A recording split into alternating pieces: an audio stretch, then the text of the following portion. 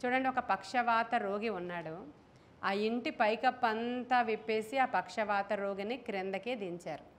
దించిన తర్వాత వెంటనే ఆ పక్షవాత రోగిని ప్రభువు ఏమన్నాడంటే, నీ పాపములు క్షమించబడ్డాయి, నీవు లేచి నీ పరుపెత్తుకుని వెళ్ళిపో. ఇప్పుడు మన పాపాలు ఎప్పుడైతే క్షమించబడ్డాయో మనం ఎవరమి అంటే విడుదల పొందుకున్న వాళ్ళం అన్నమాట.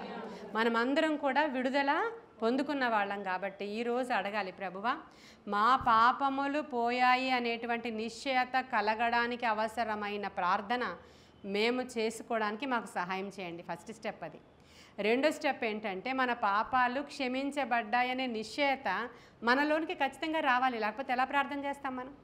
ఆ నిశ్చయత మనం తీసుకున్నప్పుడు ఇంత కఠినమైనటువంటి నన్ను కూడా దేవుడు క్షమించి ఆయన రక్షణలోనికి నడిపించాడు అనే ప్రేమ ఎప్పుడైతే మనకి కలుగుతుందో అప్పుడు మనము పాపము జోలికి వెళ్ళడము మానేసి ప్రభువుని మనం ఆ ద్రాక్షవల్లిని హత్తుకోవడం ప్రారంభిస్తాం.